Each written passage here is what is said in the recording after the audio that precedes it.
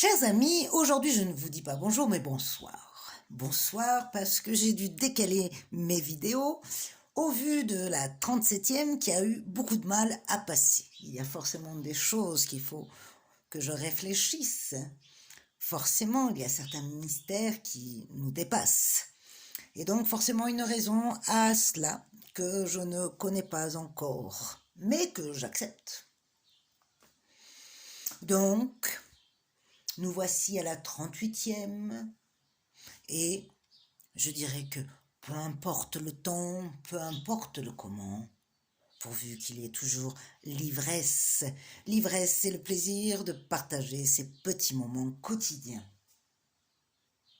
Hier, je vous avais soumis un petit exercice. Le carré magique. Le carré magique a plusieurs interprétations, mais toutes sont en résonance philosophique. Selon l'une d'elles,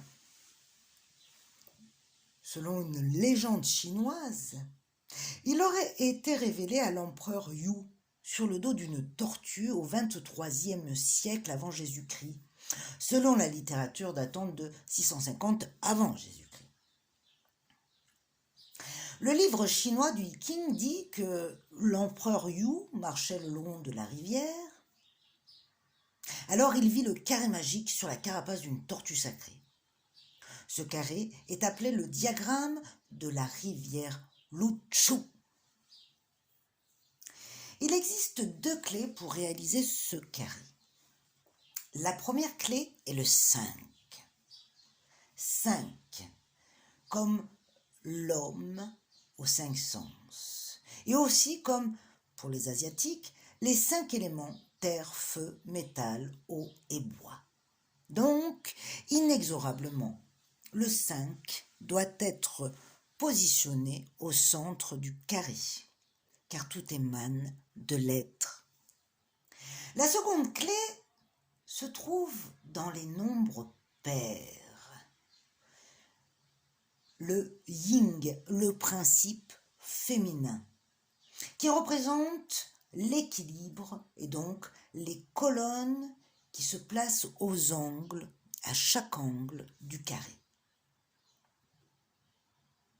C'est l'équilibre des doubles, des paires qui se soutiennent et qui forment nos fondations. Et une fois ces deux clés posées, il suffit de compléter avec les chiffres impairs qui représentent l'énergie yang, le principe masculin, le mouvement. En clair, l'être réalisé a équilibré ses paires multiples, son côté féminin, son intérieur qui s'accorde à ses actions. Intéressant, hein? Mais pour l'instant, accordons-nous avec la carte du jour que j'ai nommée le 4 de coupe. Le 4 de coupe qui nous renvoie forcément à l'émotionnel et à l'affectif.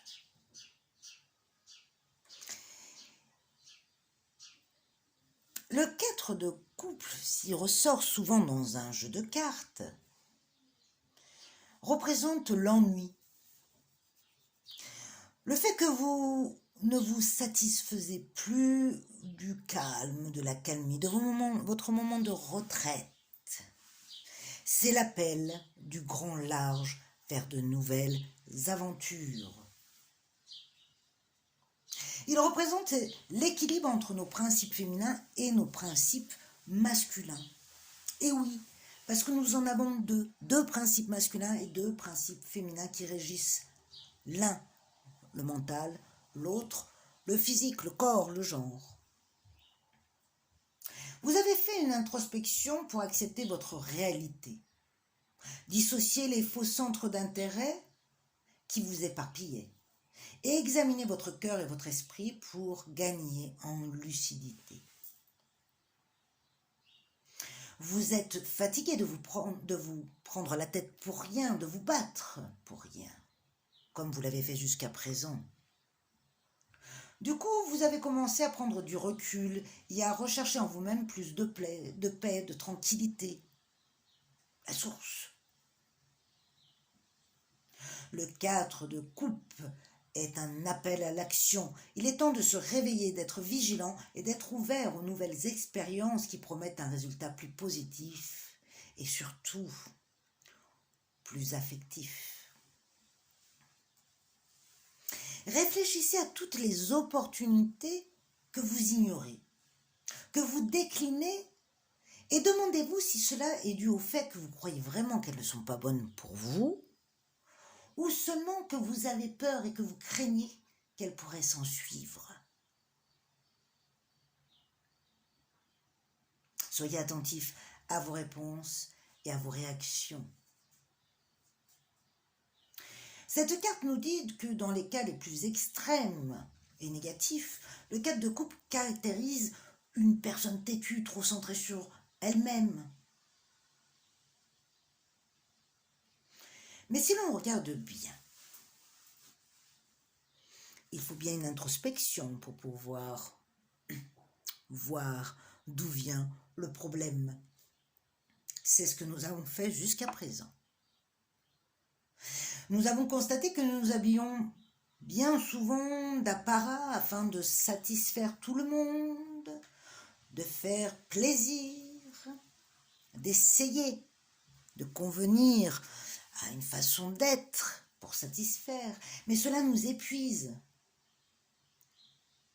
et demande beaucoup d'énergie, car nous le mettons sous le couvert d'une obligation. Mais réfléchissons un instant. Si cela se restreignait juste à devenir un outil pour entrer en communication, en résonance avec l'autre, sans en perdre notre intégrité.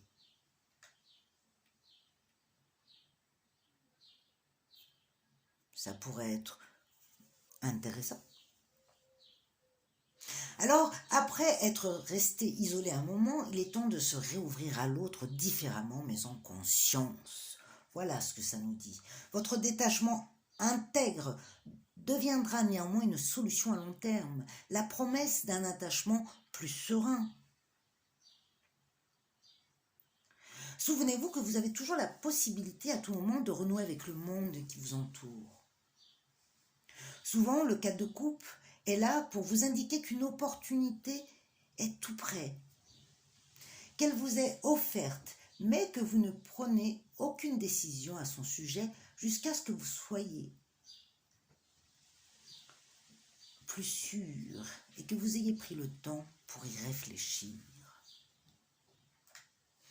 Elle représente le feu tempéré, modéré, maîtrisé dans notre foyer, notre fort intérieur. La locomotive est prête à suivre notre destination future. Le fait de réfléchir et de ne pas l'accepter pour l'instant ne signifie pas que vous rejetez cette offre, mais que vous la mûrissez. Vous savez que vous avez le choix et prenez le temps de votre décision qui pourra être prise à n'importe quel moment. Vous n'êtes plus tenu par la pression du temps. Pour l'instant, c'est le moment de la contemplation, de la recherche et de la méditation. Lorsque toutes les réponses seront là et que vous vous sentirez prêt sur le plan émotionnel, vous pourrez agir tôt ou tard. Il faudra embarquer vers de nouvelles contrées au risque de se tromper à nouveau, de souffrir ou d'être heureux. Le 4 de coupe nous rappelle que la vie n'est pas un acquis, mais plutôt une inhérence à soi-même, une itinérance qui nous permet de cheminer afin de pouvoir se connaître. Numériquement, le 4 signifie que vous vous êtes créé une base solide et un sens aigu de la stabilité, de la sécurité, mais qu'il va falloir repartir à la découverte de nouvelles contrées et ne pas se laisser endormir dans un confort, mais aller vers un mieux. Aide-toi et le ciel t'aidera. Cependant, le 4 de coupe doit être considéré comme un avertissement. Si vous voulez l'amour, vous devez vous aimer et apprendre à recevoir. Pour cela, regardez autour de vous. Il y a forcément de l'amour qui vous est donné. La plupart du temps, les gens ne réalisent pas la chance de ce qu'ils vivent chaque jour. Ils sont trop occupés par ce qu'ils désirent et non de prendre le temps de regarder la vie et de voir ce qu'ils ont déjà. Une grande partie de la déception dans la vie vient des gens qui veulent plus, mais qui ont déjà tout ce dont ils ont besoin, parce qu'ils ne reconnaissent pas. La clé pour prétendre à mieux, c'est d'abord d'être conscient de ce que l'on a. C'est ce qui appointera le sens de la direction que l'on prendra. Alors, chers amis, ouvrez les yeux, les sens, et réapprenez à recevoir, pour recevoir mieux. Pour cela, rien de tel qu'un petit travail d'introspection, n'est-ce pas? Je vous laisse vous installer confortablement, respirer profondément. Et là, de manière mantrique, je ne sais pas si ça se dit, mais je le dis quand même, pendant 1 minute, essayez d'imaginer que vous recevez, venu de tout ce qui vous entoure, une onde d'amour. Tout simplement, recevez pendant 1 minute, sans chercher à comprendre quoi que ce soit. Coupez la vidéo, mettez-la sur pause et on se dit à tout de suite.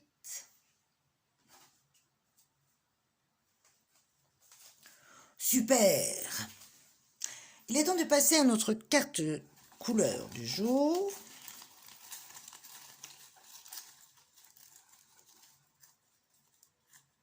Ok. Ta-ta-tam. Le 34 lumière cuivre. Il me semble que le cuivre, on l'a déjà vu quelque part. Alors, voyons ça.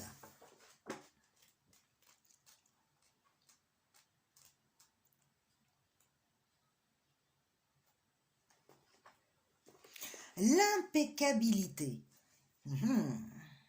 La connexion directe, attribut majeur de cette couleur, me relie au ciel et à la terre, à l'achevé et à l'inachevé, m'incarne dans l'humain. Elle reconnaît les parties de mon cerveau coupées de la réalité, unit les contraires et en bonne intelligence m'octroie d'être non-stop au service des autres, d'un plan plus grand. Ah. Cette énergie est ma reliance. Lorsque je suis Cana, je me sens au service d'une force qui me dépasse. Bien évidemment, elle me pousse à être extrêmement présent et à donner de ma personne sans relâche. Car je sais que plus je donne, plus je reçois maintenant, en conscience. Génial. Le travail, bien sûr, sera de réfléchir à tout ça. Comment vous vous positionnez par rapport à ce fait de recevoir. Vous savez, c'est un peu comme l'aspect financier. On est souvent dans le sens de la précarité, mais parce que on a toujours peur de perdre. Il existe bien nombre fluctueux de méthodes pour attirer l'abondance. Mais l'une des premières et la plus intéressante, c'est que chaque fois que je donne, je sais que je reçois. Sauf que si je ne prends pas conscience de ce que je reçois, ça sera toujours une dette. Je vous laisse vous faire plaisir sur le sujet et d'être complètement ouvert à tout ce qui vous viendra, forcément. Je vous donne l'anecdote du jour. Il y a autant de vêtements dans une garde-robe que de façons d'être. Mais seule la sincérité est une ouverture du cœur. Voilà, je vous laisse réfléchir à tout ça. Je vous remercie de m'avoir écouté. Je vous souhaite une belle soirée. Prenez soin de vous et en attendant, demain, portez-vous bien.